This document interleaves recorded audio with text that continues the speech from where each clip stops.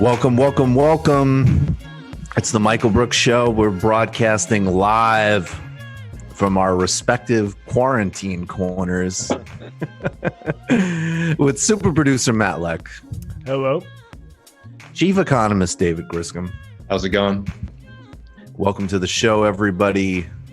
Wishing everybody health and safety in this horrifying and brutal time for so many. Joining us on this week's program, Professor Richard Wolff. The Cataclysm of Capitalism, COVID, and where we are today. Then Chris Smalls, he's organizing against Amazon, and we are having his back. Amazon boycotts, holding not only companies to account, but the entire country, the entire economy to account, as this crisis has been used to consolidate capital and rob the 99% blind. We're talking about his organizing, his story, how we can help. Incredibly excited about that. Observe the boycott, folks. And of course, we have a gem with David G. David, how are you going to bring Johnny Cash into this? That'd be a good move. Maybe in the future, we should do a deep dive into the classics, outlaw country, honestly. We should do an illicit history of that. Folks, in addition to that, we will talk about why Kerala has an effective people-centered response to this crisis. Kerala communism, the Kerala Communist Party in India, is actually one of the most successful governing projects in the world. And they're having some real success in a people-centered, decentralized response to Corona. In the post-game, Ben Burgess takes on the idea of a Joe Biden national unity government. Joshua Kahn has some rebel music history for us, and we are talking about the Caribbean community standing strong against the next wave of U.S. belligerence and coup-mongering in Venezuela. President Lula leading against Bolsonaro, as Bolsonaro's own health minister will not follow his demands and his whines that people leave their quarantines. The Trump administration, this is just a giant scam opportunity for all of them. We're going to talk about that. And the New York radio legend has a couple of minutes of lucidity, which he regrets, but we still want to give him some props for. Mike got Mad Dog about his call out of the Trump administration. All that and much, much more in the post game. But first, I want to talk about the need for localism and how the localism movement, a localist, resilient politics can fit into a project that synchronizes planetary solidarity, empathy, global interdependence, the basic demands of national social democracies, delivering healthcare, housing, and other absolute necessities for all citizens, and also a empowered local politics that can help generate independence and safety for vital systems, food, medical supplies, energy, and more. The coronavirus has destroyed our illusions about the safety and the desirability of abstracted global supply chains. Let's look at this, what's happened over the past several weeks in particular, including a report from Reuters on disrupted global food chains in India. Limitations of travel have led to massive waste. Dairy farmers are being forced to dump milk. Planting windows are being missed, and the shortage of labor means that many crops are likely to rot and remain unpicked.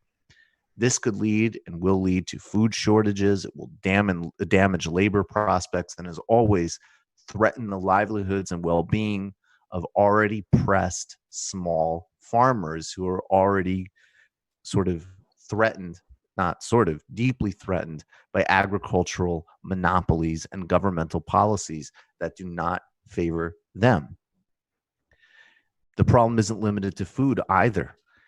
We see in the United States the lack of essential resources in terms of medical supplies, medicine, and other areas in which the United States has no national, a very limited national and local capacity to produce what it needs. This all goes back to decades of corporate written trade policies that have sought to undermine national independence, cheapen labor, destroy labor unions, and IMF and World Bank packages that have demanded that developing countries not create any self-sustaining industries of their own in either key national strategic areas or in local communities and in areas of expertise such as agriculture.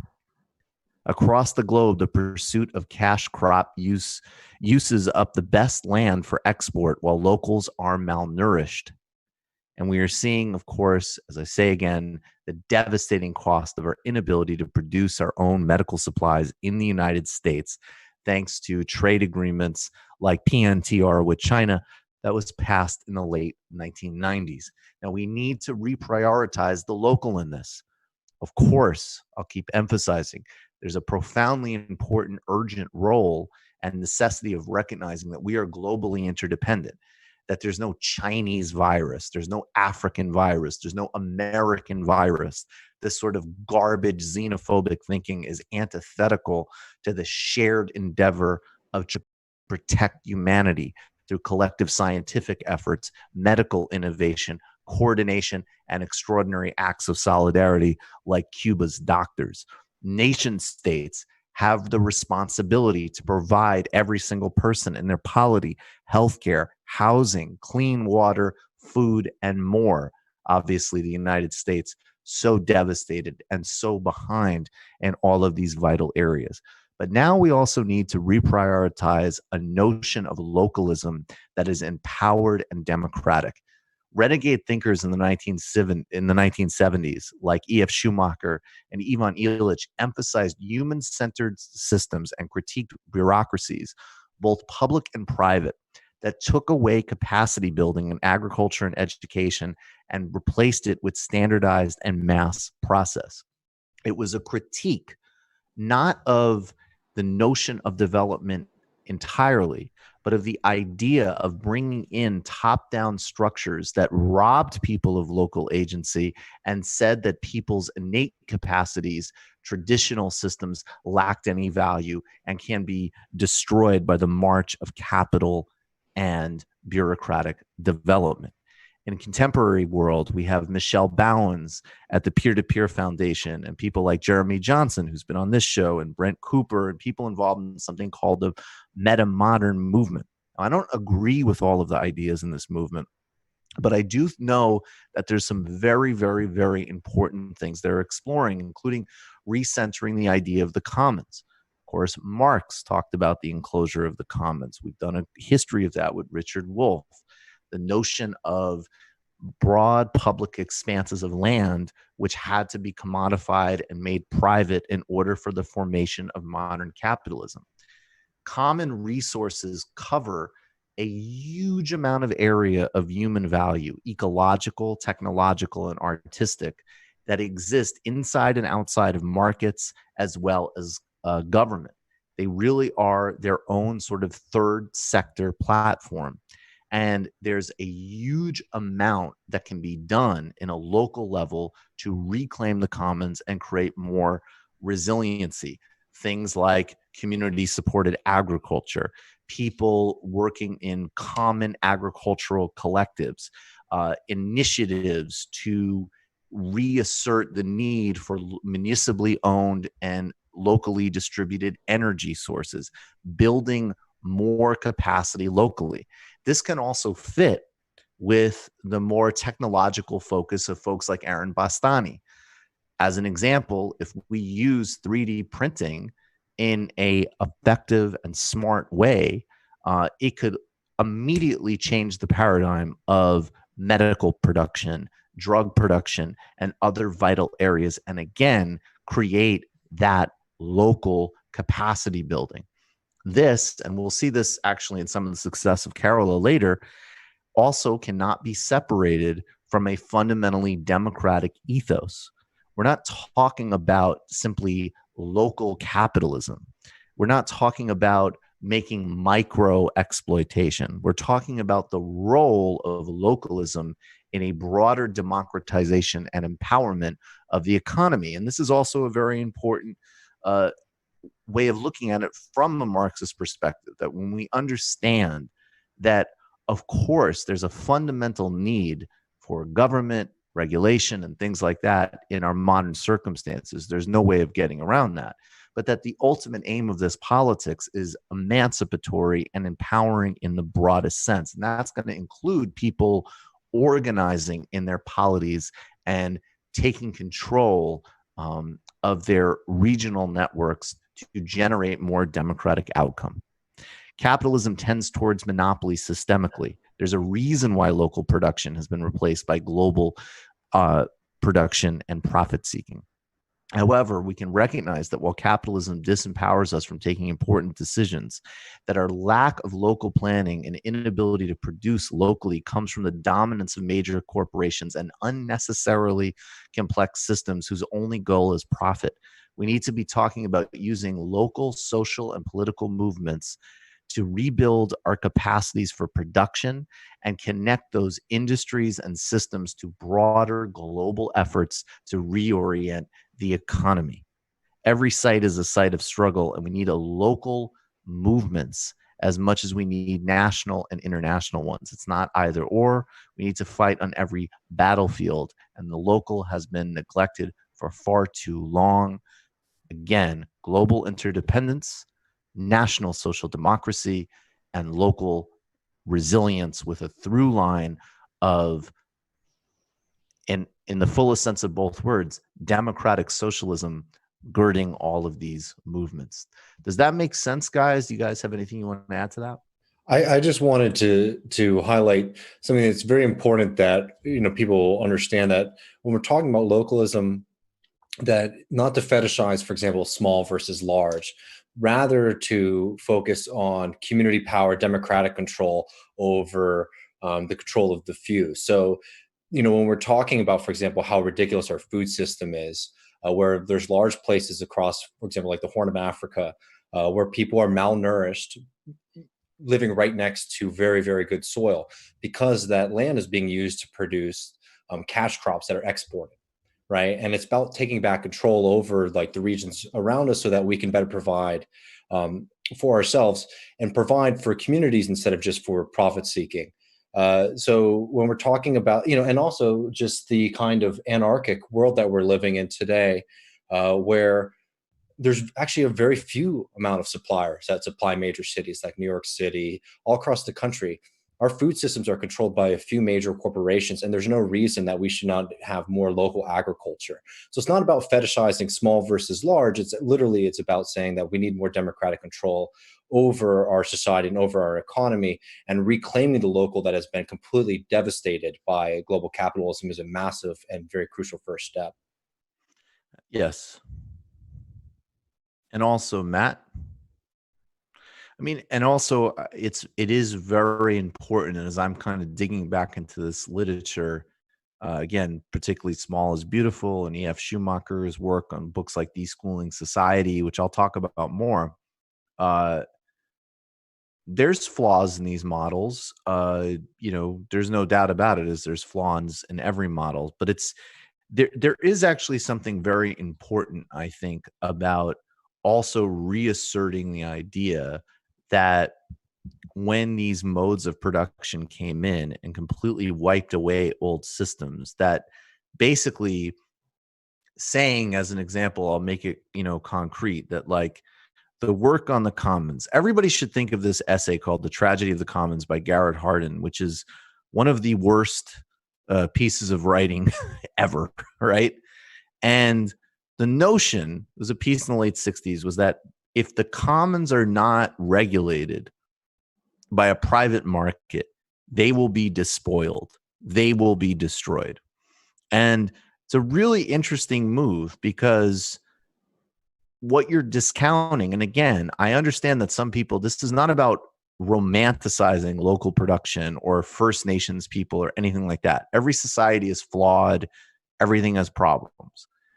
but it is very significant when you realize that both from the perspective of private capital, but also a lot of efforts of like eco-preservation has been built on an assumption that, oh, this group doesn't know how to manage its own resources. Let's get in and control it for them. Whether it's because we're doing something like, I mean, we see right now, we see like bioprospecting. You were talking about Africa earlier. Countries like Saudi going into Africa and pre-buying plots of land and trying to have access to food and water and things like that for when they run out of things, right? But also, we see this in a lot of controversies around like eco-preservation that don't have legitimate partnerships with local partners, essentially. So my point is that these frameworks also help recognize that there is something very damaging about completely delegitimizing multiple systems of agriculture, as an example, multiple systems of how to govern the commons. And while not romanticizing, we have to recognize that this broader capitalist project is also synchronized with homogenizing how we do everything. And one of the benefits of a healthy localism is that there is sort of an innate diversity of production and ideas, because you're decentralizing certain things enough, where that can happen. And I think that does need to happen in things like food, agriculture, energy, and elsewhere. And the really exciting thing now is that it can be synchronized with technical innovation as well. If you actually use 3D printing in an effective way, that could actually be a significant change in pharmaceutical production, as an example. Just real quick, I agree with you completely, especially the homogenization and what happens with that.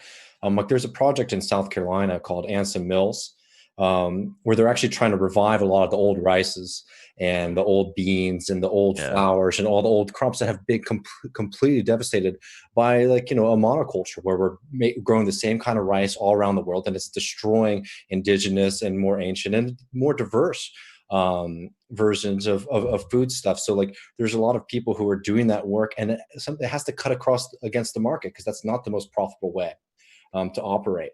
But if we're making conscientious efforts, we can preserve those and expand and have a more interesting and healthier food supply. I think that's exactly the kind of way that we need to be thinking about it. We should be involved in the decision. Do we want to live in a society where all the rice is the same kind of variety across the world? No, we want to have more options and healthier rice, all of these different things. I mean, these are the kind of decisions that we're just left out of. It's fundamentally, it's a question of democracy.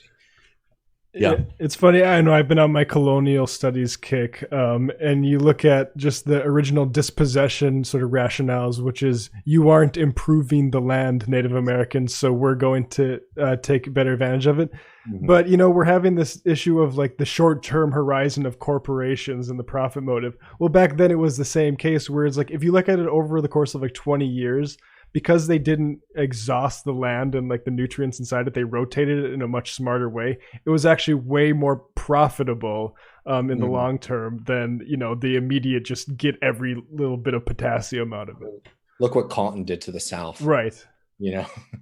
And these examples are still really like, these are still playing out today in monocultures and things like that, which have enormous ecological consequences, but are also really, really damaging to farmers, as an example. Globally. I want to also, I'll hat tip also Vantana Shiva's work here is important with this.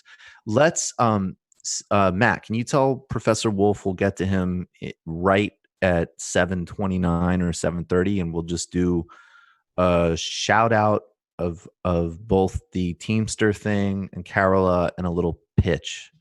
But let's start with just a little bit of a reflection on Kerala, India. So Kerala is a really interesting state in general politically. It's governed, its chief minister is governed by the Communist Party of India, and it's really a state that for a very long time, like going back to the victory of independence, has really strongly emphasized social welfare networks, and it's always been not only outperformed the rest of India, but outperformed a lot of the rest of sort of comparable places in the world, maybe even more developed places in, delivery of things like healthcare. Maybe just scroll down a bit. This piece, look, this piece came out a couple days ago. Obviously, it's a fluid situation, but I do want to just acknowledge this piece in Huffington Post and talk a little bit about uh, Kerala. This was as of 3 days ago. While Kerala still has 286 cases behind Tamil Nadu and Maharashtra with 309 and 423 positive cases, its death toll is comparatively low, 2 deaths as compared to 26 in Maharashtra.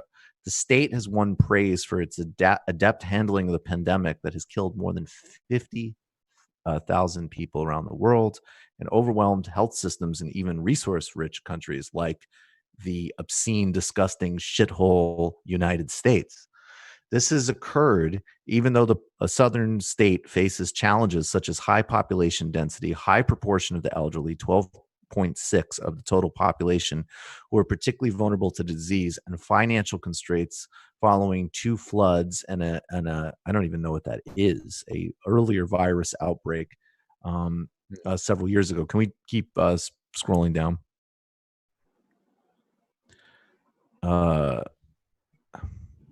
Yeah, I'll just read a little bit here now.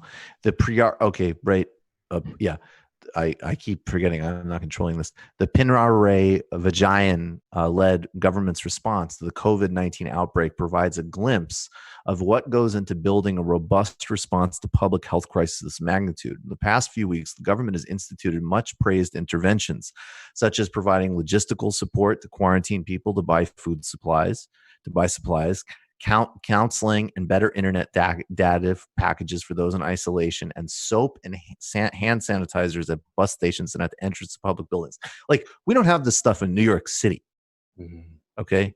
All these steps, which address individual level impediments to sustain the preventative measure,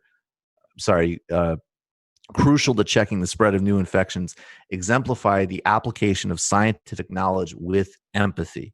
That is such a key line right there. And I'll just read a touch more. Further, the government's efforts at a transparent communication, press conferences every evening, coupled with tangible relief measures addressing livelihood and food security concerns, speak of public health wisdom that, go down a little bit, that focuses on inspiring social solidarity and up a little bit. Sorry. On public health wisdom that focuses on inspiring social solidarity and trust to encourage an informed public cooperation. For the crisis of this magnitude, Kerala's response might be among the best examples of a respectful, sustainable, and harmonious public health intervention at a large scale. And then they go in, and we can't go into all of it, but it really does this piece does a really good job of going back from the 1950s to the 1980s, that this state government in Kerala already did an enormous amount of work in public healthcare infrastructure and welfare generally. And that under the leadership of the Communist Party in Kerala, there was also a lot of initiatives back on the localism of community participation and governance, local democratic structures, different aspects of citizen participation and decision making. And that this robustness, the social robustness, as well as genuinely more humanitarian attitude, has made Kerala obviously significantly better positioned than the rest of India and Brooklyn. So I wanted to just shout that out. We'll tweet that out later. It's a really, really good piece and a great example, again, of this real-time policy comparison. Do we have this Teamsters thing? Yeah. Let's throw that up. This is important stuff. Okay, so this is we have an opportunity here to help UPS Teamsters protect themselves and the public from COVID-19. I was really honored to get reached out by one of the organizers of this. And as we all know, all delivery people are risking their lives during this, and of course, not getting taken care of by their companies. I'll read from the GoFundMe, and we will tweet this out. And if you can, obviously, this is all if you can. But if you're in a position, this is an incredibly important thing to support for labor empowerment right now. While millions of Americans are quarantined in their homes, UPS workers are on the job and in the public every day, making sure hospitals and homebound are getting critical supplies. UPS workers are organizing to protect themselves from COVID-19, and we need your help. Your donation can help save lives and protect workers and communities. UPS makes billions in profits. They can track a package anywhere around the globe, but they won't track down sanitizer, masks, and gloves that UPS workers need to keep safe. Many of us use company bathrooms that don't even have soap or hand sanitizer. This needs to stop. That is so disgusting. We are raising donations to fund a grassroots campaign to make UPS management provide PPE like sanitizers, gloves, masks that will save lives of workers and the public. That's right. I mean, your packages are not safe as long as UPS is doing this. Tell employees if they've been exposed to COVID-19 in our workplace, maintain health care, even if we were laid off because of the economic crisis. The UPS Teamster United is an independent grassroots network of UPS workers.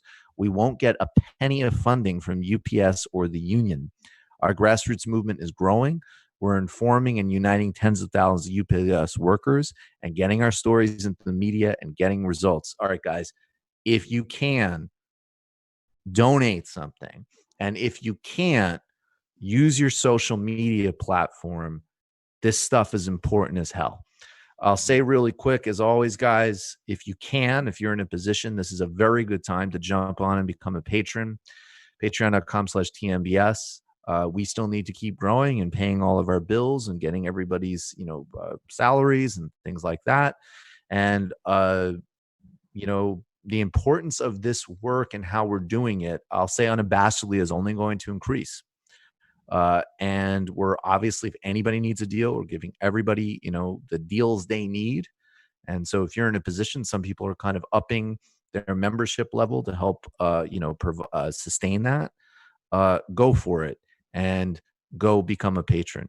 And we appreciate all of you immensely. If you're watching this, smash the like button. If you haven't yet, hit subscribe. Go check out our playlists. There's a huge amount of political education, particularly for patrons, but really for everyone, because we open up a huge amount of content, do a lot of content. During these main shows, we don't get to super chat questions. That's when we do our live streams. But of course, if you hit us with a super chat, that also helps a ton. So if you're in a position to do any of those things, do so. You can also buy my book at Red Emma's. They're putting out their first shipment next week, Against the Web, Cosmopolitan Answer to the New Right, and support a great independent bookstore as we all boycott Amazon. Folks, I think we're almost ready for Professor Richard Wolff. Is he going to be here in a moment? Yeah, let's bring him on.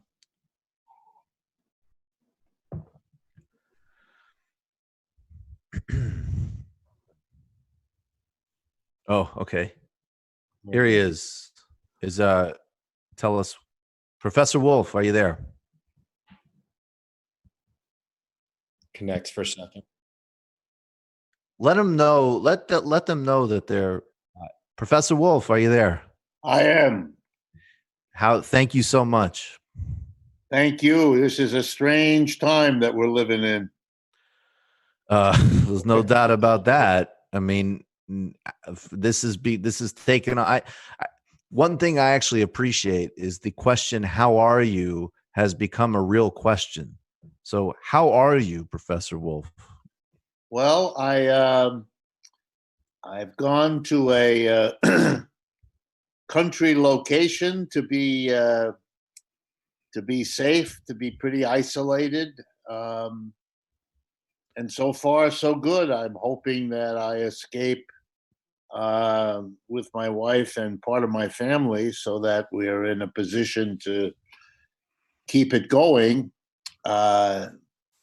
And we have so far been able to continue to produce our program and ship it around the electronic world being what it is.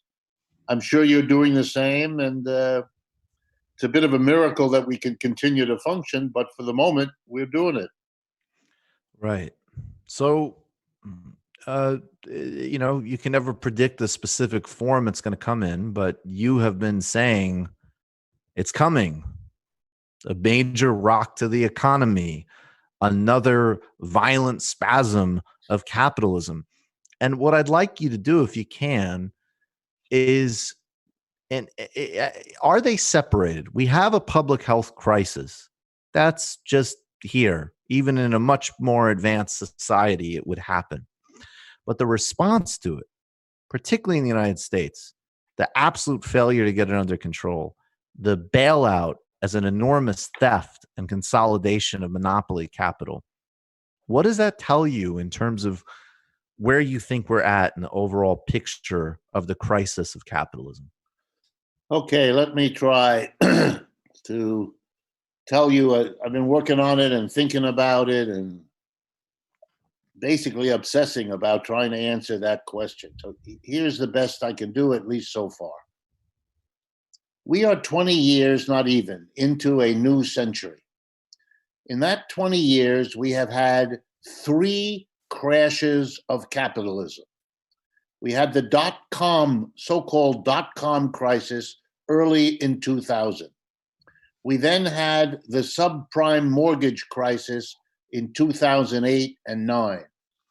And here we are with the coronavirus crisis in 2020. I understand why those crises have those names. The major reason, in my judgment, that they have those names is a desperate effort to focus everyone's attention on the external cause of these 3 crises in 20 years. By the way, the dot-com crisis was serious, but relatively short-lived.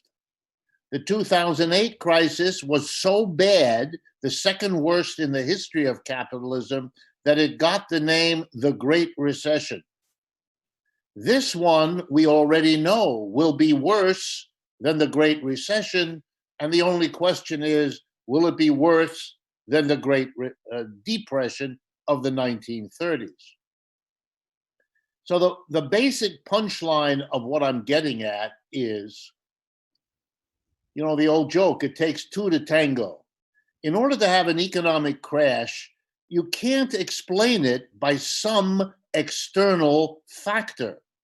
Sure, dot-com crisis was set off by the fact that the stock prices of many companies, if you remember, who had never made a profit, weren't predicting that they could make a profit, but their stock prices were in the stratosphere, and it was very weird. Likewise, in 2008 and 9, we heard stories about all these people who got mortgages that they shouldn't have gotten because they couldn't afford to make the payments, et cetera, et cetera. And now we have a pandemic, a viral pandemic. Well, here's something that should not be hot news. Overpriced stocks have recurred in the history of capitalism countless times.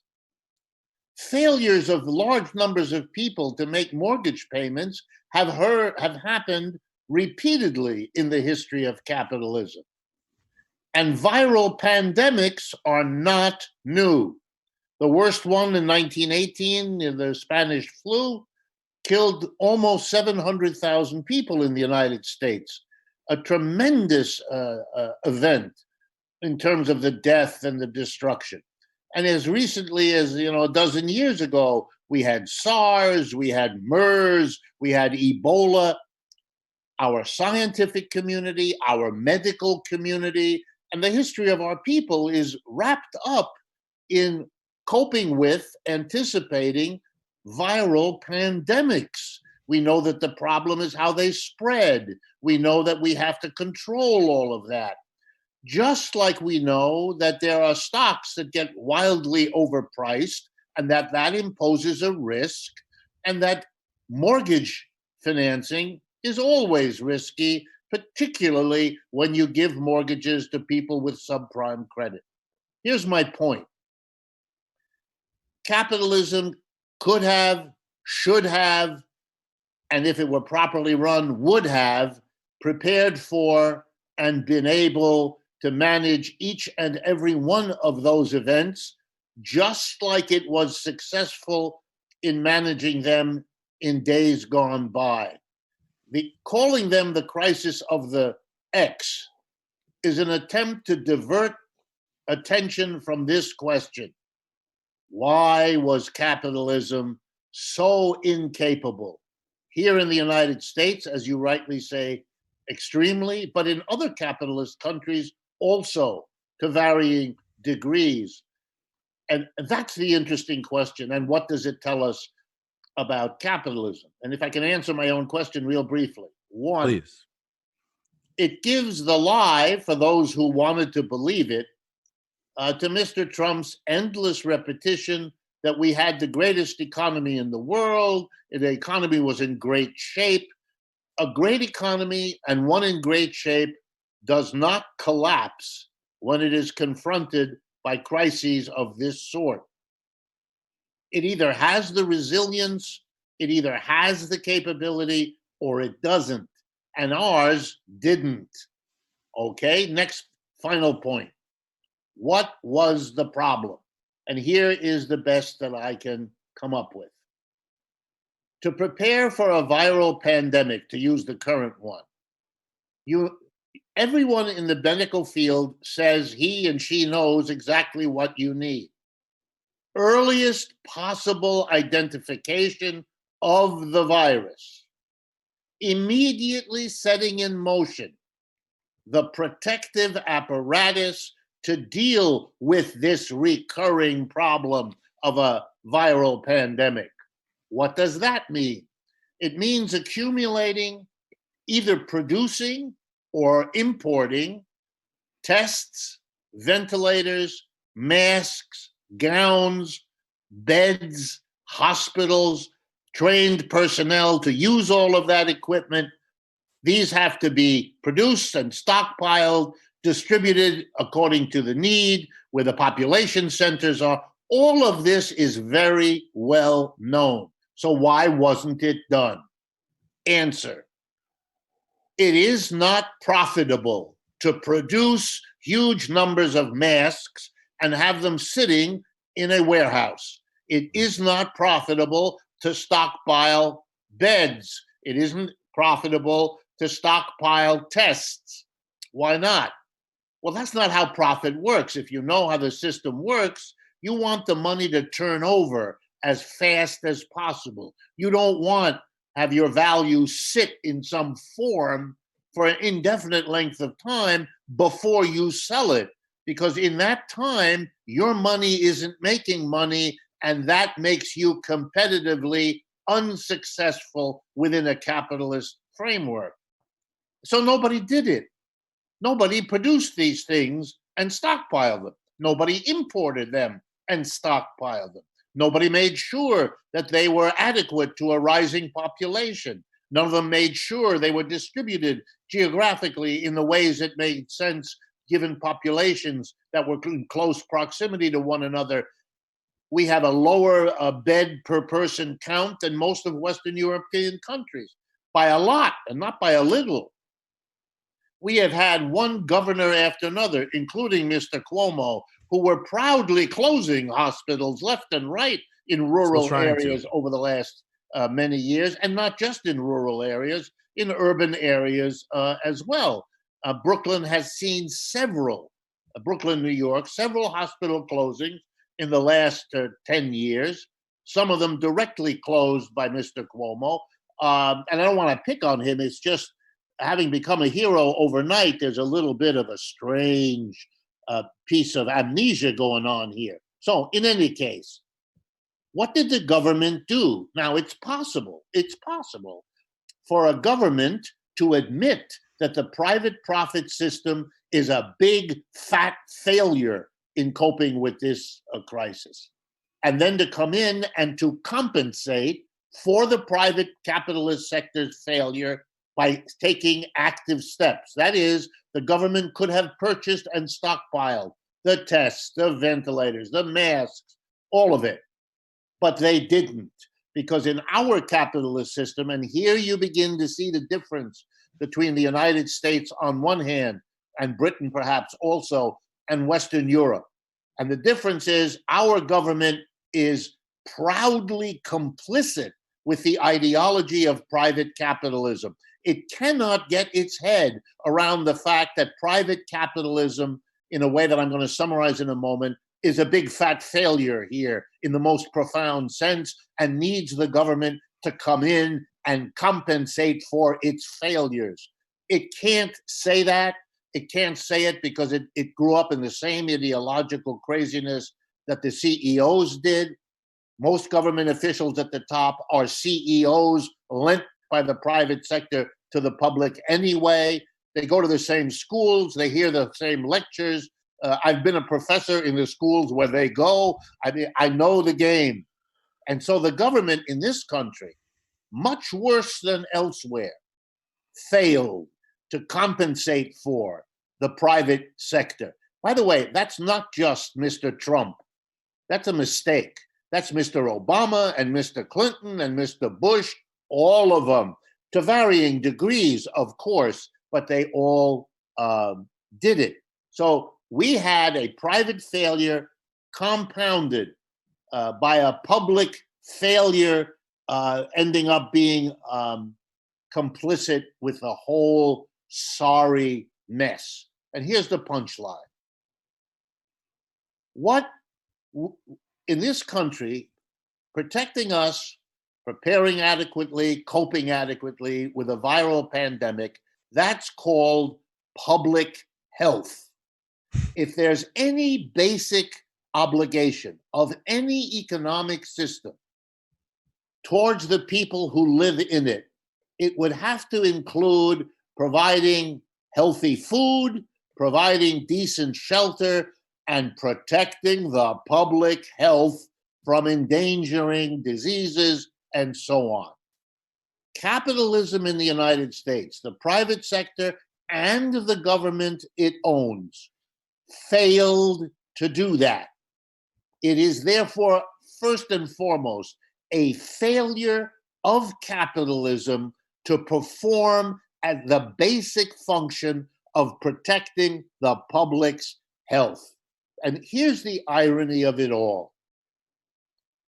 What the private sector did and what the government allowed them to do was to make private profit. It was more profitable to do other things than to accumulate masks and tests and ventilators and all the rest of it. So they did what was profitable. And here's the big theoretical punchline.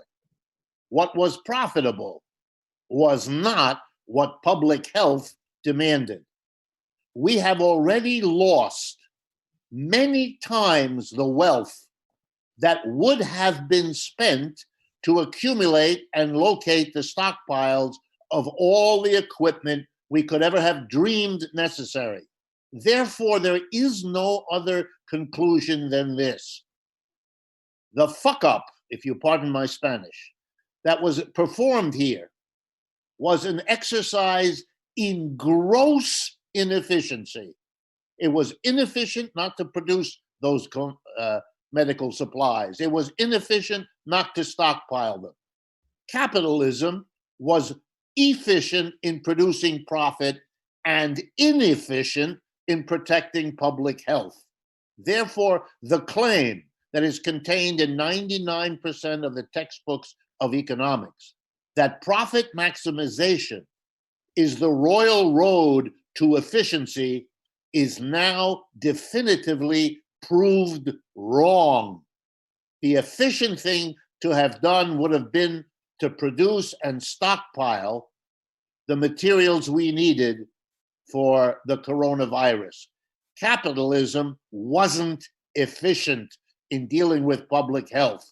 Private profit maximization is not a mechanism that realizes efficiency. it was inefficient to pursue profit at the expense of the preparation. In other words, sorry for the long time to take it, but capitalism is the bad guy here. Capitalism is what messed up.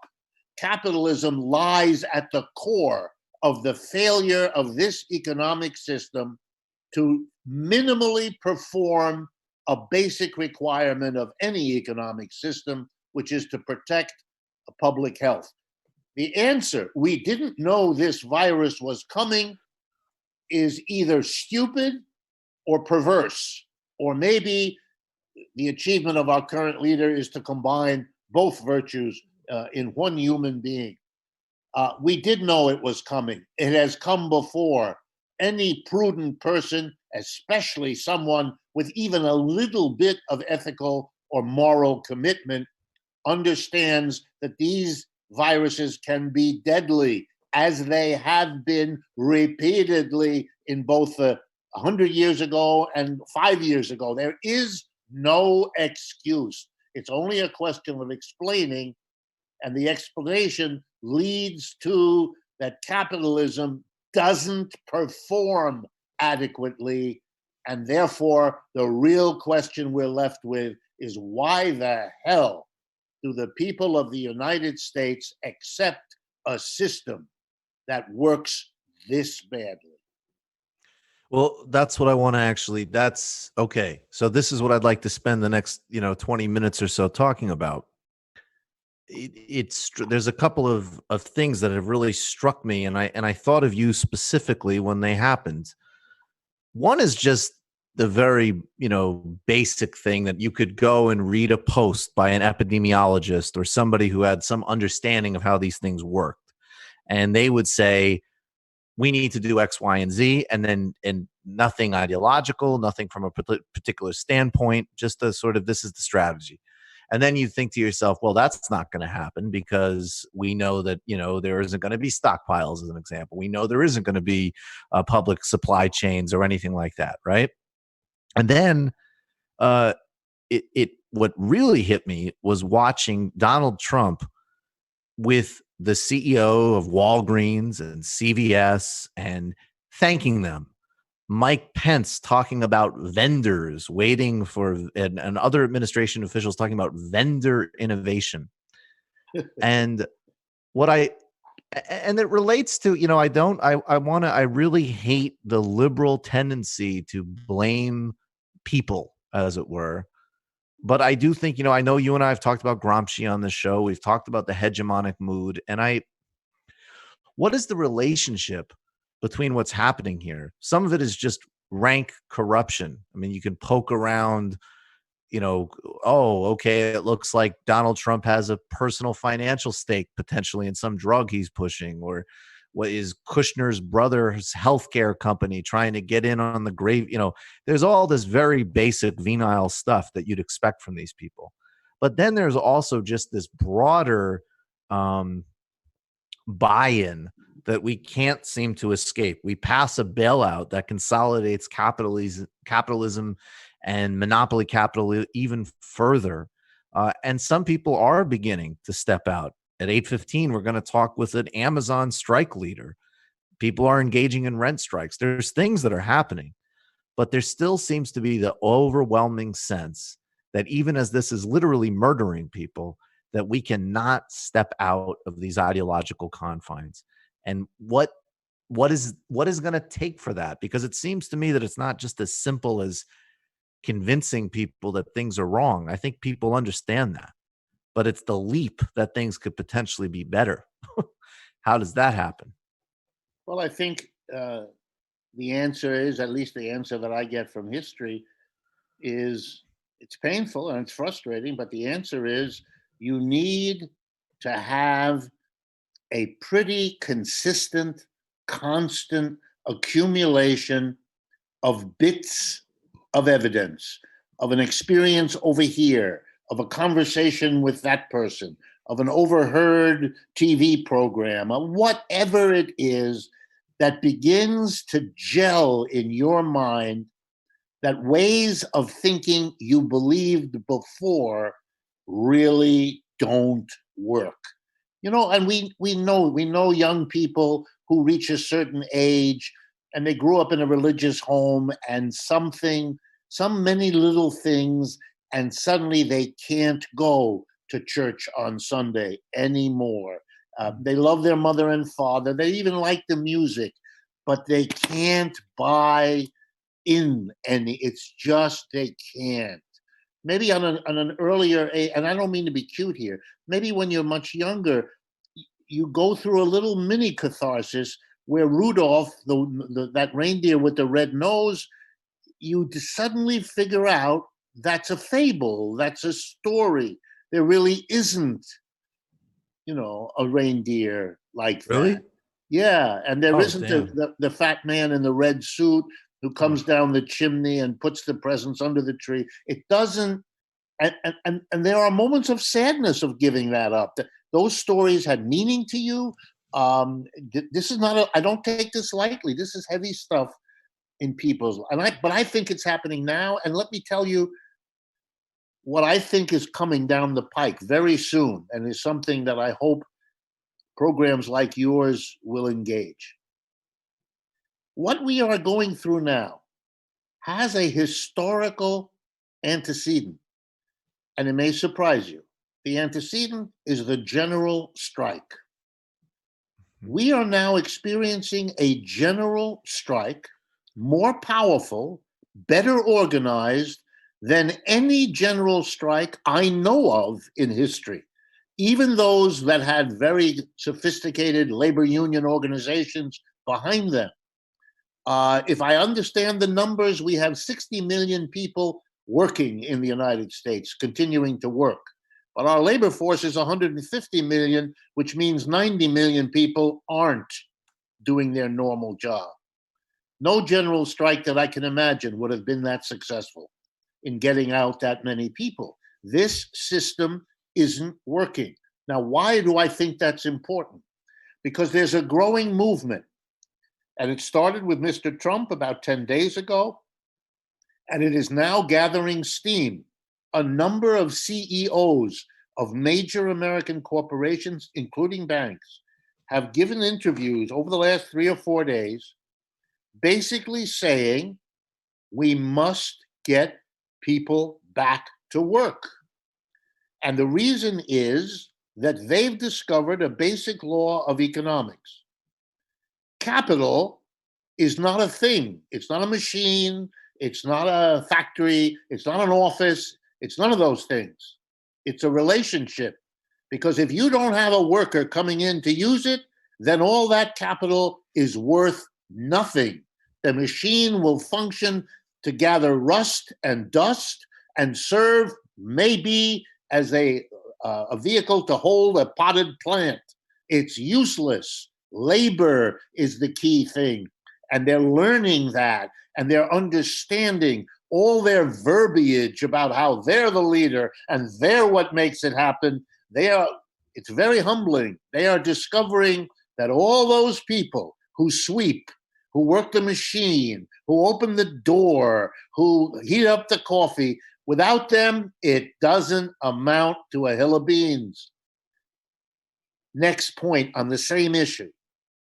Pressing these people who are not working now because they're afraid to get sick, they're afraid to die, they're afraid to bring a virus home and kill the children and the spouse that are the closest to them.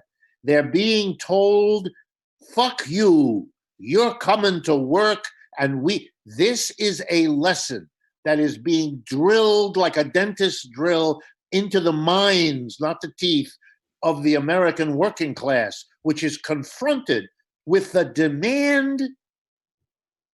And you will be talking to the Amazon people. They said it too. You're not cleaning this place. You're not disinfecting this place. You're not giving us the social distancing that we're told is crucial to our well-being.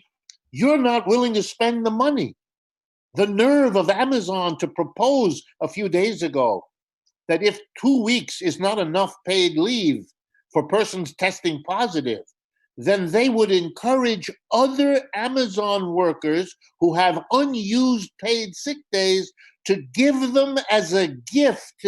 Holy mackerel. The company will not take its profits to give its workers a healthy place. It confronts the general striking worker with a very powerful reason, either not to go back to work or to go back to work with a load of anger and bitterness. Even if it isn't conscious, it's right there. And the casual remark 1 week later from someone in his family who's starting to cough, who says, maybe I got it because you went back to work, Daddy. Whoa, you're going to see little mini catharses in a million American working class homes. And I would tell you, you could see a radical transformation. But here's the conundrum. Capitalism in America cannot go much longer without people being put back to work. Right. And capitalism can't go much longer if it forces people back to work. If you're screwed if you do it, and you're screwed if you don't do it, the bottom line says you're screwed. Capitalism is playing chess, and someone just said, checkmate. You're stuck.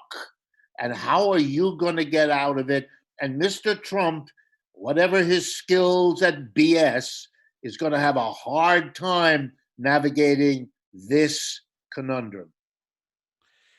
In the last couple of minutes, I just want to give you an image that has struck me recently that actually is exactly synchronized with Trump not being able to bullshit his way out of this, even as his negligence and just disgustingness has led to so many preventable deaths, along with, I mean, you mentioned Andrew Cuomo earlier. He just passed the budget to continue to cut Medicaid in New York State. Right. It's obscene. I mean, and people are, people are dying, and people are having, they don't know where their parents' body is right now. It's disgusting. But again, and they're being forced, as you say, to go into risk. We just talked about the UPS workers. They don't even have, forget even hand sanitizer, some bathrooms that don't even have soap, and they're the ones delivering everybody's necessary supplies during this. It's disgusting. And the image I just want to share with you, and take it whatever way you want, in whatever direction. But Bruno Latour wrote a book recently, the French philosopher of science. Oh yeah, I know him well. I loved this. I love the book, but the title is what's really gotten me, which is this idea called Down to Earth. The idea that this whole project, he's focusing on globalization and neoliberalism, but I think we could expand it to capitalism, is a fantasy.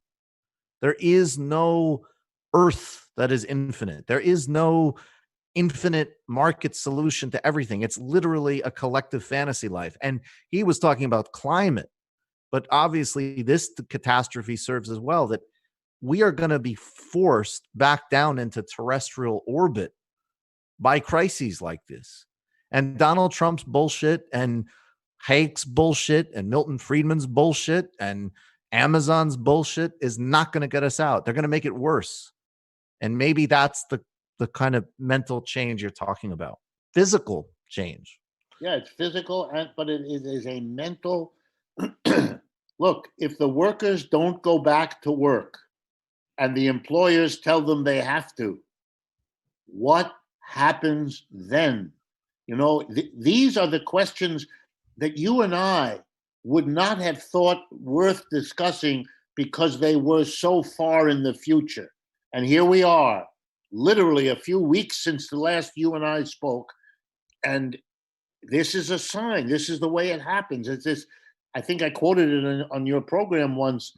Lenin in Russia was asked, with the frustration of his comrades, why does it take so long to get out of the Tsar's rule here in Russia? It takes so long, nothing happens, nothing changes. And Lenin looked at the guy and he said, look, for many decades, nothing happens. And then in a matter of weeks, decades happen. There it is. We are now in a period of unspeakably rapid confrontation of long buried class struggles and recognitions and consciousness changes. We've not had workers thinking to themselves, the employer wants me to go back to work, but the employer hasn't taken any money to make the place safe. And even if he did, I don't trust him. How can I be sure tomorrow, next week, the week later, that these cleaning at night when I'm not here, we workers have to control that. We have to monitor that. Otherwise, we're at perpetual risk. These are situations that, look, I can't predict the future. Will they figure a way to slither out of this dead end they're in? Maybe. They've done it before. I have to admit it. You know, the old joke about the Marxists is they successfully predicted 10 of the last 4 downturns. You know, it's the old joke. But the truth of it is, I haven't seen this sharp a collection of dead ends and contradictions crammed into this space. And it's like a pressure cooker. Gary Cohn, the Goldman Sachs fellow who advised Trump, gave an interview a couple days ago. Here's what he's worried about. Millions of workers, he said, are becoming mentally unfit to come back to work. They're too depressed. He wants people to go back to work because he says a lot of these workers, if they're cooped up in their house for another several weeks, will not be okay to come back to work. He's talking about the mass impossibility. Now, he didn't say it was ideological, but I will. What he may mean is some sort of depression of a clinical sort.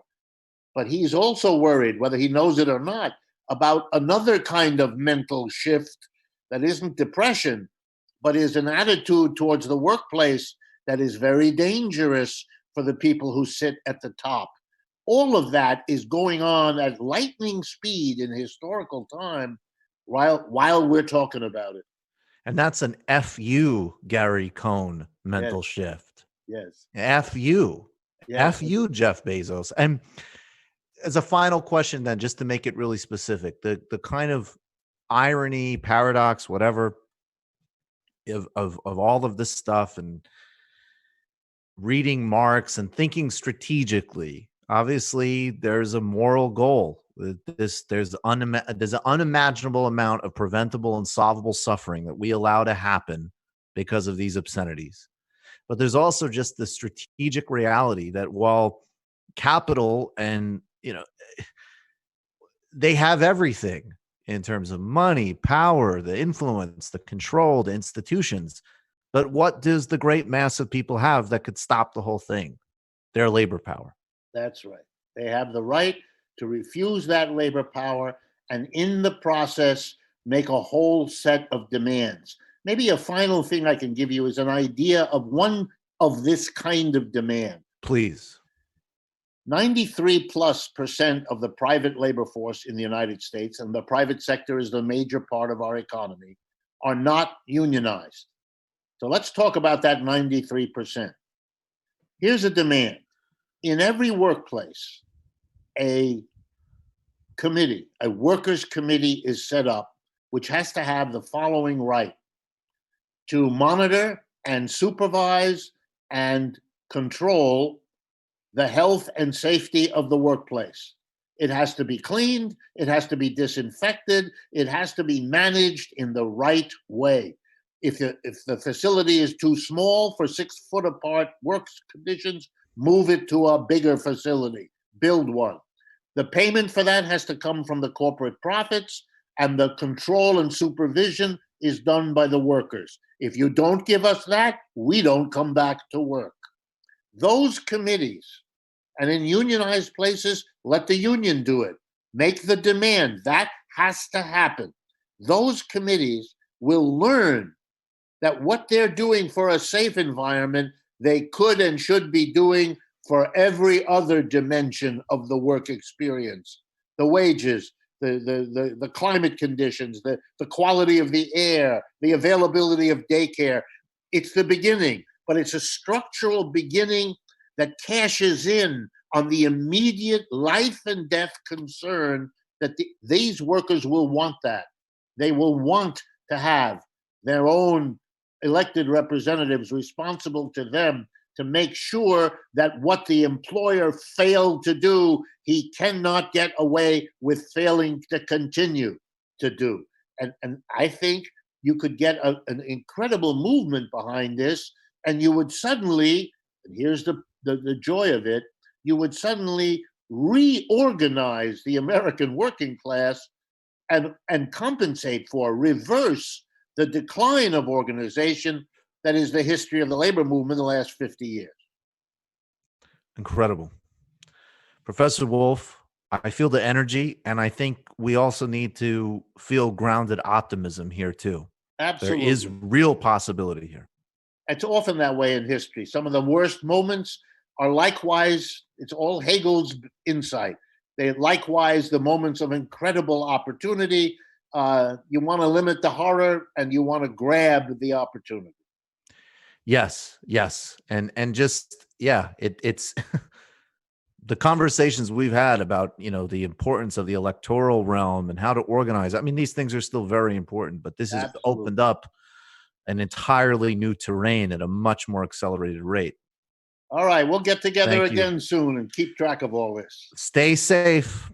Okay, you too, and have a good interview with that fellow from Amazon. Yes, he's coming up shortly. Chris Smalls. Thank you, Professor Wolff. Thank you. You guys there? Yeah. Okay, great. Well, that actually, I think that was important for everybody. For sure. I think that was important. That's classic Wolff, just crushing it there. Classic Wolff. Put some blood on my cheeks. Yeah, that's right. Yeah. That's right. I mean, it's incredible to think about the paradox of the moment like that, and to not. And again, we got to talk about the politics. We got to talk about how bad things are. We have to talk about the bailout that was passed. We have to talk about the incredible consolidation of corporate power in this country, and we can't have revolution fantasies. We can't go into cosplay. We can't, there is no time for any of that bullshit. And at the same time, there are these strikes. There is something there. I like the idea that if you could actually frame and consolidate, like if it goes from, I always thought that actually with student debt, that if everybody just said all of a sudden, like, well, it's not just that I'm personally, of course, like, it's not a personal failing, but it isn't like, oh, I'm just not paying my debt and I'm getting harassed by these scumbags. If all of a sudden 10 million people just said no, the same thing is happening, but with a completely different political economic consequence. Well, it's an old word, but it's class consciousness. It's literally the idea. I mean, that's what that is, right? Is when you start to recognize it's like, okay, there actually are divisions in society. There are certain people who are being affected in this way, and there are certain people who are being affected in a different way. And it starts to really materialize those kind of economic divisions. And hopefully the job of like socialists is to be able to take those divisions and actually put them into political divisions that, spur forward action. It's just like, it's been really incredible to talk to people all across the spectrum. And I think what's really clarifying about this crisis, and it's something similar to what happened after the 2008-09 crisis, but there are people who are sort of like, economically, they're more on the bottom of society. They have less in savings. They're being paid less, etc. But then there's those people on the cusp, and those people are the ones who oftentimes they flip toward capital, or they flip toward the status quo, right? Because they think, oh, things are going somewhat well for me. I might not be rich or very comfortable, but I think I'm getting there. This is a moment economically for those folks that they're starting to realize, actually, you know what? I actually have a lot more in common with the grocery store workers and the Amazon workers than I do with my boss or the bankers or that part of the population. Right. I think that this is all really, really, really important stuff. And we're going to get to, do you want to see, we're a few minutes early, but maybe we could see if Chris is ready, because we only have I'll tell him to hop on when he's ready.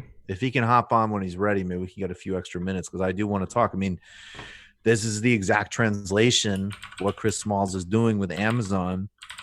And also, let's keep reinforcing. I mean, this is why I wanted to, when I got reached out by those Teamsters in Philadelphia, like, we need to, if we have the capacity, the concrete expression of what David is talking about is helping that GoFundMe as an example. That's the tangible corollary of realizing that there are these fundamental class conflicts, and that actually a really broad set of people are in this together. That's actually really important, and not in some kind of vague sentimental way, but in a very tangible way. You have more in common with somebody dealing with UPS than you do with Jeff Bezos, even if you're really relatively quite comfortable. Looks like we got him. Sorry? Looks like we got him when you guys are ready. We got him? Yep. Yeah, well, let's go. All right, here we go. Okay. He's connecting now. He's connecting now. I think. I don't see him yet, but yeah, 1 second. Yeah. Let's see here. I just admitted him, so let's see here. Yeah, it takes a second. It's all right. Do you want to take a little break, maybe? Yeah, let's take a 30-second break. We'll be right back in 30 seconds. 30 seconds, 1 minute. We'll be right back. Let's get him on. We'll be right back.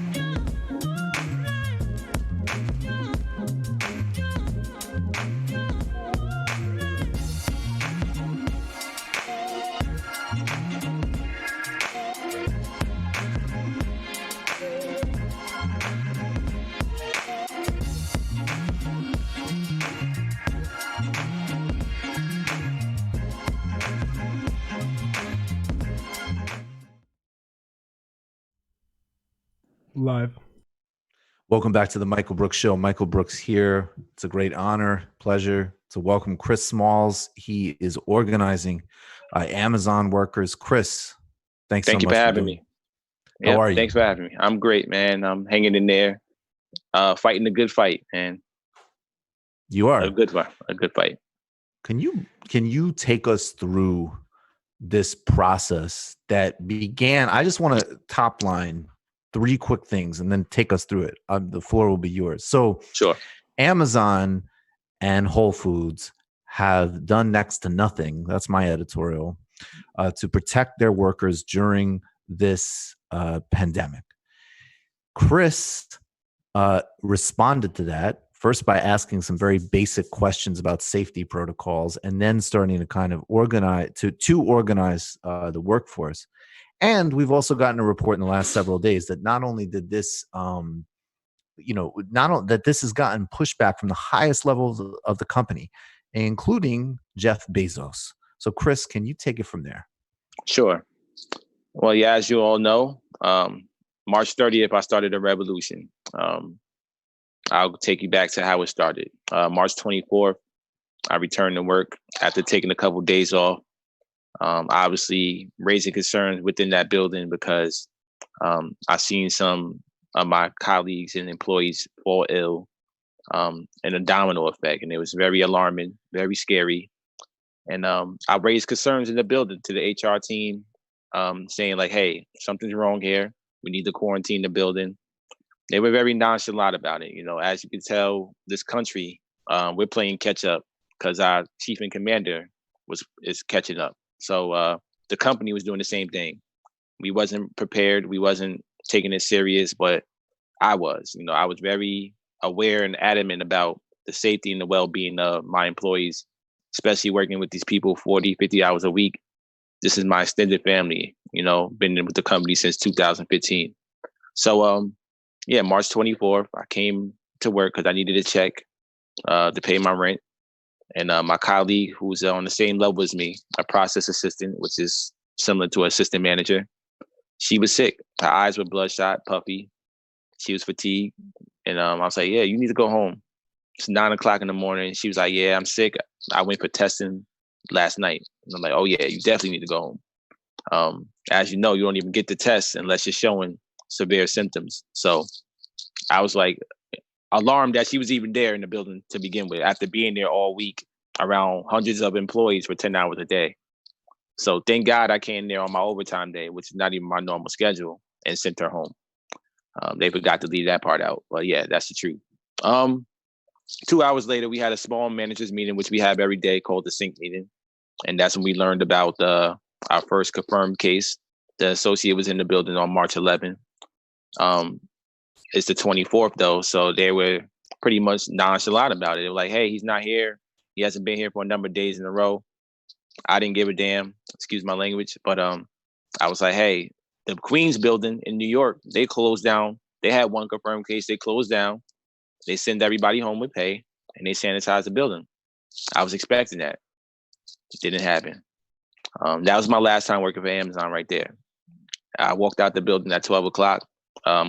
The person I drive to work with, who they didn't quarantine, by the way, we both left. And we both went home. And that's how I started mobilizing and thinking of ways I can get these people out of that building. Yeah, go ahead.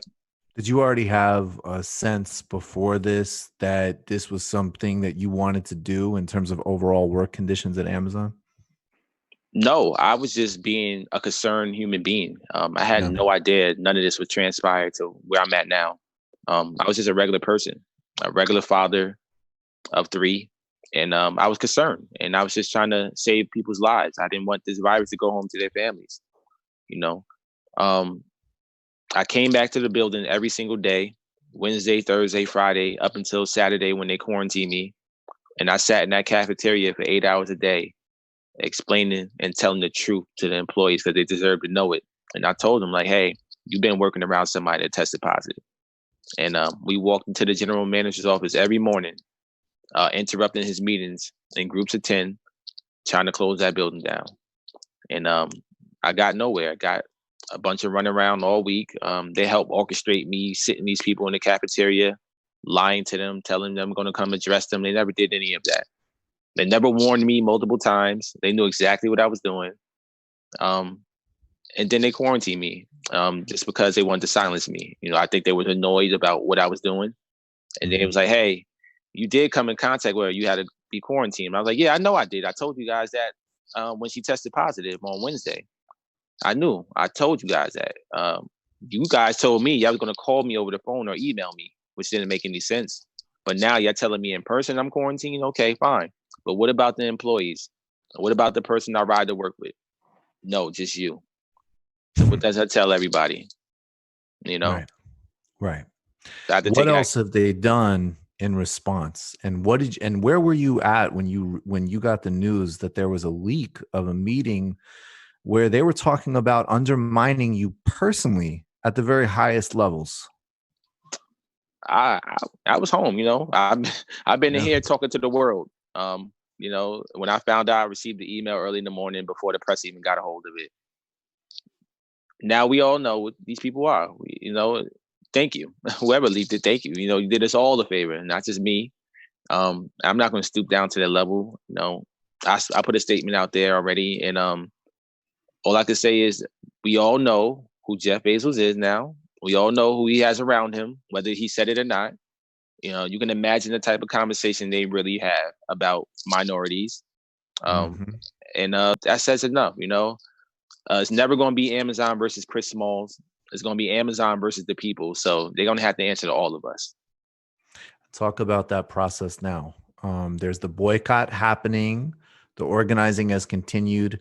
How is that playing out, both from the perspective of the workers, your fellow workers, and also from people like us who, honestly, I mean, this is not a big ask to not use Amazon for a week. This is not a big ask. Absolutely. And that's, I started a revolution. I'm getting calls from all around the world, Germany to Tokyo, Canada, Australia, Italy, Sweden. You name it, I got emails from associates all around the world. They feel empowered now because they're dealing with the same situation. So I might have sparked the fuse of a revolution, and I'm all supported of the unions that's organizing against them because we got to take the power back. And as you just stated, yes, you want to practice real social distancing, stop clicking the button. You saving lives. We don't need Amazon. It's not a necessity. You got to think about humanity right now. We all should have one common goal, and that's to defeat COVID-19. And Amazon is a breeding ground for the coronavirus. We got to shut it down. What about after it? We defeat it. We recognize Amazon's total recklessness in this, but we also can see that it connects to a broader set of policies of how Amazon treats its workers. And in this, and how a bunch of companies, we were talking about UPS workers earlier and so on. This isn't, this is about big business in general, but Amazon plays such a powerful and unique role in our lives, from holding the servers of podcasts to CIA information to its workforce at factories across the globe to its kind of deep knowledge of all of us. What is like the bigger picture demand? First, stop the crisis. First, hold the company accountable. But then we as consumers, everybody as workers, to make a completely different set of demands on Amazon overall. This could never happen again. It shouldn't happen in the first place. It still shouldn't be happening, but it is. This can never happen again. You can't allow. I've got people sleeping in their cars right now, working for the richest man in the world. That doesn't even make sense. I got people that's been unpaid for an entire month and still going because they're afraid to go to work. Amazon hires from 16 or 18 all the way up till, you want to retire, or even after you retire, senior citizens. These people can't go to work. Their parents are telling these young kids, don't go to work. You're not bringing that virus back home.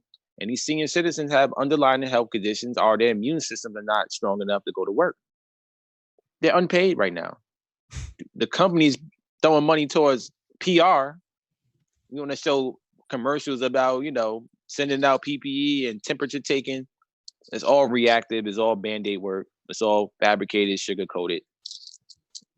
That's not the reality of the situation. People are getting sick and bringing this virus home to their families. I know people that lost grandparents already.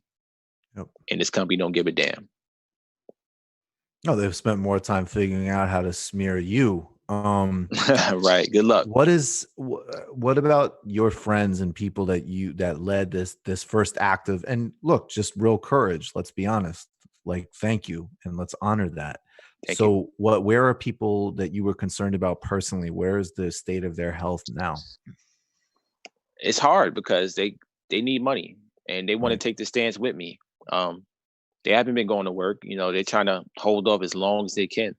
And eventually they're going to run out of money. We're down to our last pennies. I don't even have a job right now myself. So I do have a donation, GoFundMe up, and I'm going to give that money to them, because it was never about money for me.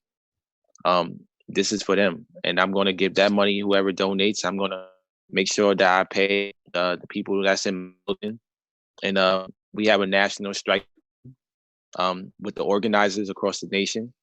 I'm getting more information about that because I want I want to have, say into how it's distributed to make sure that the right people get the money. And that's what I'm working on right now behind the scenes.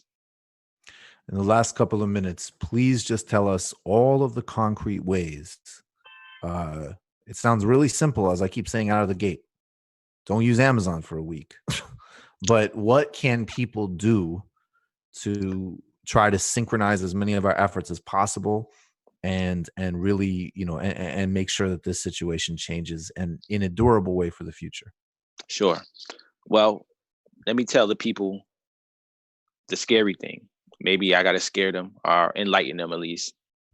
It's 500,000 employees nationwide for Amazon. It's 800,000 employees worldwide. This virus spreads to 2.5 people. Take your calculator out. Do the math. That should wake you up right there. God forbid, we all become carriers of COVID-19. God forbid. You're talking about ending humanity. So that should wake you up. You want to, like I said, you want to practice real social distancing. Stop that one-click buy. What was you doing 20 years ago? Going to the grocery store, right? Why can't we revert back to old society? No problem with doing that. Force these billionaires to throw that money towards not the food pantry, but the medical field. That's who needs it right now. Those are the real heroes. You want hospitals? JFK 8, Staten Island holds 14 NFL football fields. There's your hospital, New York. There's Amazons in every city and every state, almost, if not already. There's your hospitals. We got to wake up. Where can people support the GoFundMe? On my Twitter page, shut_down Amazon. Chris Smalls, thank you. Thank you for having me. Anytime, Seriously. brother. Thank you. Anytime. Take care. Thank you. Stay safe. Be well. We'll talk to you soon, hopefully. Absolutely. You too. All right. Good night. All right, folks. That's it. There it is. And what's so incredible is like the risk is so enormous. The man does not have a job right now. That's terrifying. Anybody who's been in that sort of situation in any way, let alone not in a pandemic, being unemployed, not having a source of income is fucking terrifying. Jeff Bezos and these other motherfuckers are figuring out how to attack him and keep everybody unsafe so they can keep up hyper exploitation of their workers. And I mean that in a very technical sense. Like exploitation in Marxist terminology just describes basically a relationship between labor and capital. So you can be exploited actually in a pretty nice way in certain circumstances. In the Amazon warehouses are hyper exploitation always, right? Those are the stories about monitoring how people use the bathroom and all of these horrifying, intricate timing systems and all of this stuff. And the man does not want his colleagues to die of a fucking pandemic, and would also like to not contribute it to the broader public. And it requires this level of heroism on his part to just do that, let alone the other big picture things that we need to do. The asks relative to the barbarism of that company are extraordinary. And there's nothing exceptional about it. It's not that Amazon, yes, Amazon actually arguably does have a more kind of brutal work culture than other companies in some respects. You can get into it. But this is not an Amazon problem. This is a hyper capitalism problem or a big business problem, whatever. I'm less attached to the jargon. But just really, really, really reflect on his asks relative to the risk, relative to the company response. Yeah, and let's also remember too that Amazon has really concentrated. Like, I mean, I might be wrong about the numbers, but something like half of American households have an Amazon Prime account. I mean, Amazon has really captured like the United States economy and distribution system, and it's run it's just like it's run on that kind of brutal exploitation, and we should not forget it. It's something that is just it's there. And so many people don't see it, and it's really inspiring that people are starting to push back. And it's something that we've been saying for a little while too. In crisis, at the bottom of the situation, there's also huge opportunity, because this is where workers have a tremendous amount of power. Let me just read. I actually just happened to drop on the Discord, so I'm going to just read this. I'm sorry to interrupt. It's okay. This is what was leaked about the memo, about the meeting, apparently. And this has not been denied, okay, as far as I understand. This is David Zaplowski, Amazon's general counsel. Speaking of the gentleman we just interviewed, he's not smart or articulate. And to the extent that the press wants to focus on us versus him, we will be in a much stronger PR position than simply explaining for the umpteenth time about how we're trying to protect workers. Now, I don't know what you just heard. I mean, on what planet is that guy not clear? Clear-spoken person who doesn't want he or his colleagues to die. Now, not everybody has gone to an Ivy League college. Not everybody has been trained in different rituals of how to speak so you appear smart, even though you're a sociopathic mediocrity like this fucking general counsel. Not even to mention the obvious race shit that you can read into that. So this is what they're thinking about. They're thinking about, how can we demonize somebody who is risking everything so people don't die as PR spin. And Jeff Bezos was at that meeting. And I'm not going to get too far off on this hobby horse, but I don't look. Yes, there's some good reporting and some good work in the Washington Post. There's also a lot of horrible work in the Washington Post. But I don't want to hear any more fucking, well, you got to appreciate Jeff Bezos against Trump. No, they're all part of the same pathology. Yep. Oh, yeah. It's disgusting. Disgusting. It's disgusting. Yeah, I mean, I think I've been saying that Trump clearly has a secret crush on Jeff Bezos if we go through this and we don't nationalize Amazon. So come on, Trump. Disgusting. All right. David Griscom. Yeah, man. We're in a corona situation, so we can't have Richard Wolff overview and course correct your work. I guess that's an upside of being in a pandemic, huh? I guess so. I think Wolff's on my side. Yeah, I think Wolff is very political. It's time for the gem. Let's do it. Yeah, so I want to start on we're actually going to loop back to sort of the fight and what we were just talking about with Chris Smalls, but I want to sort of start at the ridiculous. And I wanted to talk about sort of how this crisis has been affecting, I don't know, I guess I'll call it the enthusiastic side of the economy. Companies like WeWork, all of these companies that had no path to profitability, they were just pumped up by just very enthusiastic investors for a long time. And SoftBank, who is one of the major players in this world, has actually just been sued by WeWork. Because remember when all this stuff went on with WeWork and when they were going public, and their CEO turned out to just be a complete lunatic, and their stock just dropped and everyone sort of backed away. SoftBank came in and saved the company with this massive bailout. Well, now that SoftBank is being hit with this crisis, SoftBank is now backing out of supporting WeWork to the tune of $3 billion.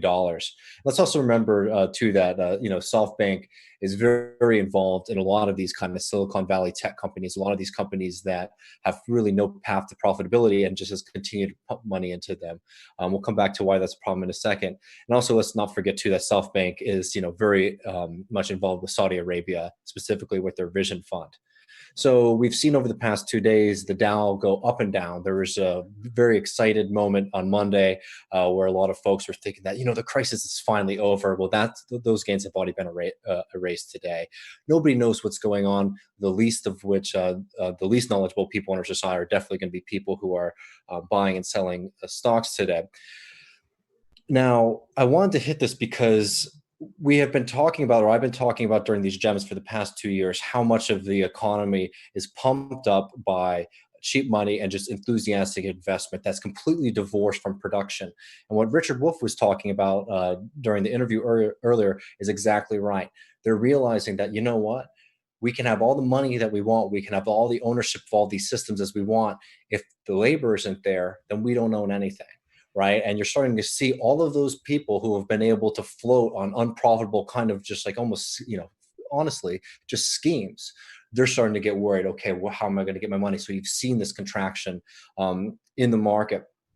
And it's important that the United States government has fixated so much on going to big business first and bailing out big business first, because this is going to be the way that we restructure our economy going forward. Are we going to live in a society? It's hard to imagine, but could we live in a society where there's even more concentration of wealth with these massive corporations? It could be very likely. The small business bailout that this last package put forward has been an unmitigated disaster. In the first iteration of it, basically, we went through banks instead of the government actually going directly to small business. Because did I not say that? I'm sorry. Yeah. But I mean, anybody could have called it the small business fund. It goes through city. Sure. And I mean, let's give them a little bit of for our own exploration. Let's just take them at their word. The reason they said that they did that is because there's no government apparatus to do it. Well, why is that? Because for the past few decades, we have completely demolished and destroyed any kind of government programs that are just focused on giving development and aid to average people, right? There are no institutions meant to do that because they've been destroyed systematically over decades of neoliberalism. So when this first started, you had the only people who were getting, these are small businesses, and they're saying small business is any business with less than 500 employees. So it's quite a large scope, right? Yeah.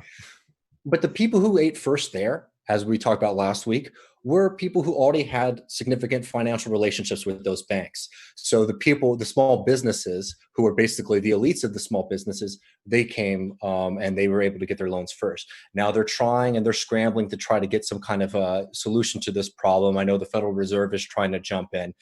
I just think it's very important that we realize that every day that we do not get this aid to these small businesses, businesses get shuttered down forever.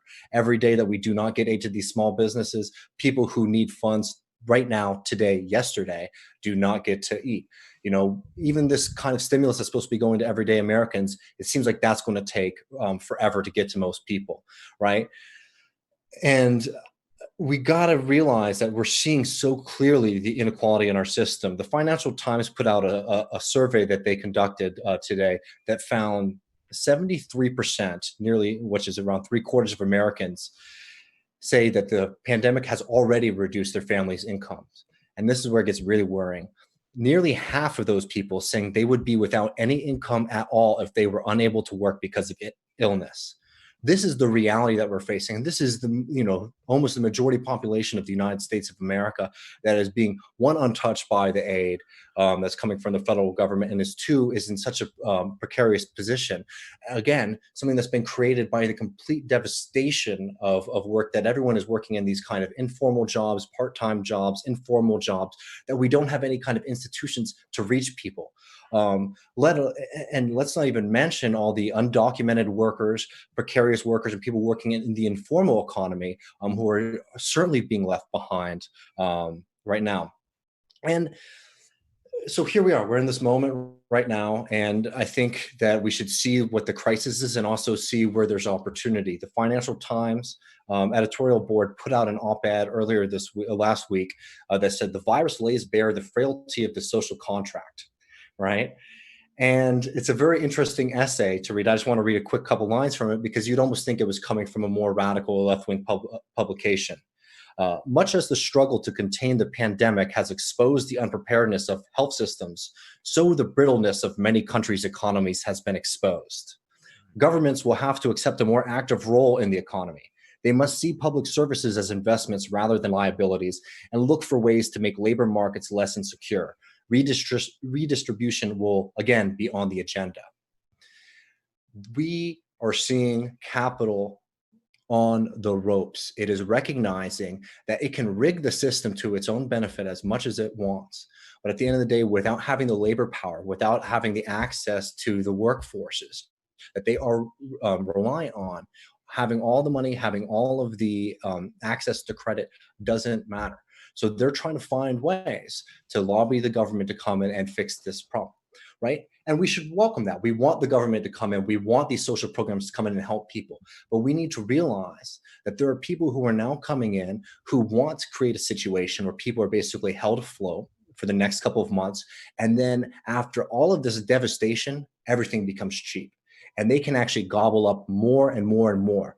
Who's going to be the winners and losers of this situation are going to be people who have access to credit. And we need to be making sure that money is going to working class people as much as possible, and also utilizing our incredible leverage in this moment.